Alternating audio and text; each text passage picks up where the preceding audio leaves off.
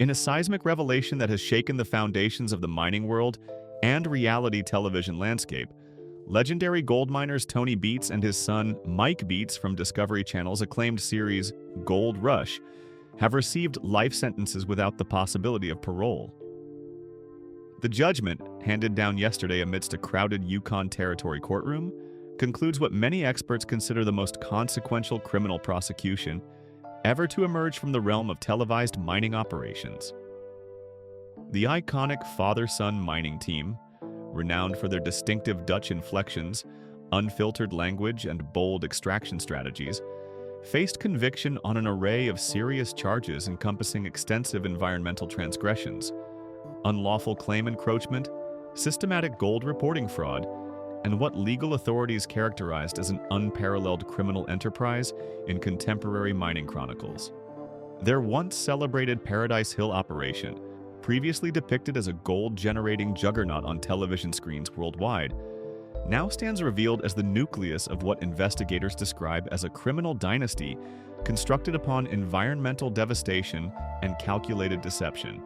The extensive investigation culminating in the Beets family's fall from grace initiated 3 years prior when rival miner Parker Schnabel, who once received mentorship from Tony Beets, presented authorities with concerns regarding suspicious extraction activities he had witnessed while operating neighboring claims.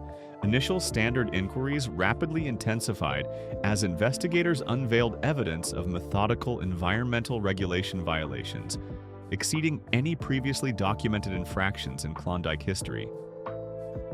Our findings transcended mere regulatory shortcuts for profit maximization, elucidated lead prosecutor Catherine White. The evidence exposed deliberate, sustained efforts to circumvent virtually every environmental protection mandate in the territory, yielding damage that specialists project will require decades to remediate. An absolute hush descended upon the courtroom as Judge Robert Tremaine delivered the unprecedented verdict with unwavering gravity. Mr. Beets and son, this court has meticulously evaluated the overwhelming evidence presented and the jury's unanimous determination on all counts. The magnitude and methodical nature of your offenses, coupled with your complete absence of contrition, leaves this tribunal no recourse but to impose the maximum penalty permissible under law. You are hereby condemned to life imprisonment without parole eligibility. Tony Beets, the 75-year-old patriarch, recognized for his Viking-like appearance and profanity-laden directives, maintained stoicism throughout the sentencing pronouncement. His characteristic confident demeanor finally fractured only when his 35-year-old son, Mike, who had progressively assumed day-to-day administration of the family mining empire in recent seasons, received identical punishment. The younger Beets appeared visibly destabilized as the reality of his future materialized before him. The 11-week trial featured testimony from numerous recognizable personalities from the Gold Rush series, generating a surreal atmosphere where television figures suddenly occupied roles as crucial witnesses in high-stakes criminal proceedings. The most incriminating evidence emerged from former Beets crew members who detailed instructions to perform environmentally destructive practices during camera-free periods. Ness, another prominent miner from the show who previously collaborated with both the Beets family and Parker Schnabel, provided pivotal testimony regarding conversations he had witnessed between Tony and Mike concerning what prosecutors labeled their dual mining strategy. Legitimate operations during television filming and considerably more destructive unregulated practices conducted off-camera. Tony always distinguished between television mining and real mining, Ness testified, visibly uncomfortable confronting his former colleagues across the courtroom. He explicitly stated certain practices should never be filmed and ensured we comprehended the repercussions of discussing them beyond the crew. Perhaps the most explosive testimony originated from Minnie Beats, Tony's spouse of over 4 decades and the family's longtime financial administrator.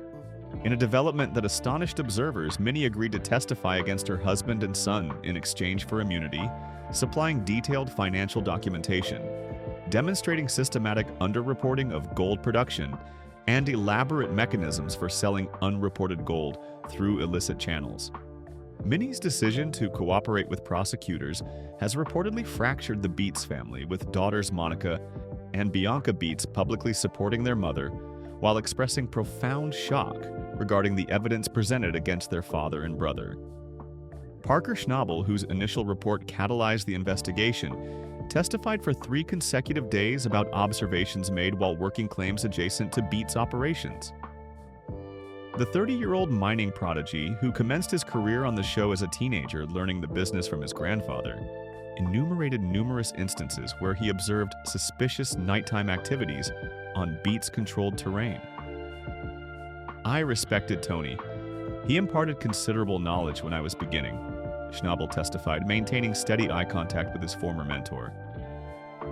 However, over time I witnessed phenomena incompatible with legitimate mining practices.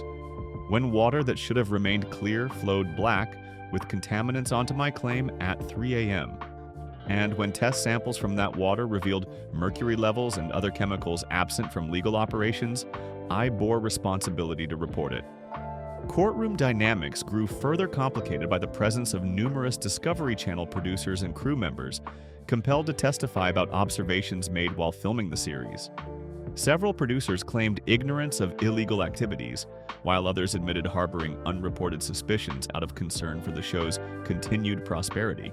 Executive producer Christo Doyle, who has appeared on the show's after-show segments, testified that the production team maintained strict environmental compliance protocols during filming, but acknowledged limited visibility into operations during extensive off-camera periods. Gold Rush films approximately 15% of the actual mining season, Doyle explained under cross-examination. We possess no means of monitoring activities during the remaining 85% of operations. We depended on our mining operators' integrity and their regulatory compliance. The case has provoked serious inquiries regarding reality television production oversight, with critics asserting that successful shows' financial incentives potentially create environments where illegal activities receive implicit encouragement through insufficient scrutiny. Discovery Channel issued a statement expressing shock at the verdict while denying knowledge of illegal operations. Fred Lewis, a military veteran who joined the show in later seasons, testified about a disturbing exchange with Tony Beets during a rare social gathering of the show's cast. Tony had consumed several drinks and began boasting about how stupid environmental regulations didn't apply to him because he knew how to circumvent them. I presumed he was merely posturing, consistent with his show persona. I never conceived the scale of actual activities. The prosecution presented comprehensive environmental evidence, including comparative satellite imagery of Beets-mined areas, revealing massive unauthorized waterway diversions and protected wetland destruction. Environmental scientists testified that certain areas contained mercury and heavy metal contamination, exceeding legal limits by more than 200 times. Todd Hoffman, who appeared in earlier seasons before pursuing other ventures, was called as a character witness by the defense, a strategy that backfired dramatically when prosecutors utilized the opportunity to question Hoffman about previous conflicts with Tony Beets. Yes, Tony and I experienced disagreements, Hoffman acknowledged. He characterized my operation as amateur and inefficient. In retrospect, I wonder whether this stemmed from my attempts to operate legitimately while he apparently remained unrestrained by regulations.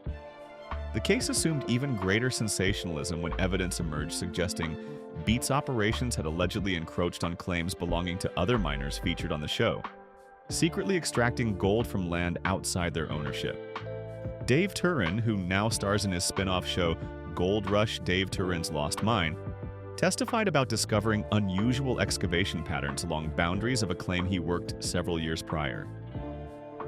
At that juncture, I couldn't substantiate anything, but calculations proved inconsistent, Turin stated. Areas that should have contained recoverable gold based on our testing produced nothing, as though someone had preceded us. Now I comprehend what transpired. The defense team, led by prominent attorney Jonathan Blackwood, attempted to portray the case as selective prosecution, driven by jealousy of the Beets family's success and Tony's larger-than-life television persona. This strategy gained minimal traction as prosecutors methodically presented environmental test results, financial records, and testimony from former employees who participated in illegal operations. "My client embodies a colorful character who performs for television," Blackwood argued during closing statements.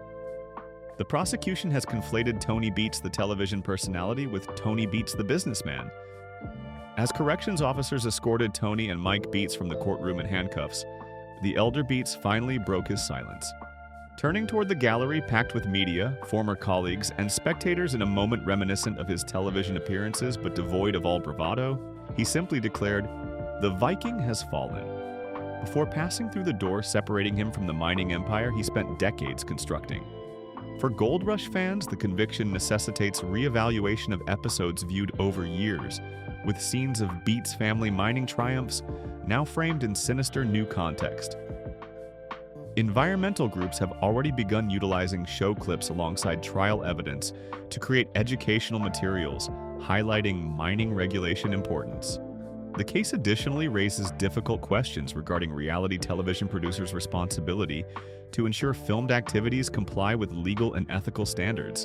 Several network executives from various channels have called for industry-wide discussions about establishing clearer protocols for verifying regulatory compliance in shows featuring extractive industries.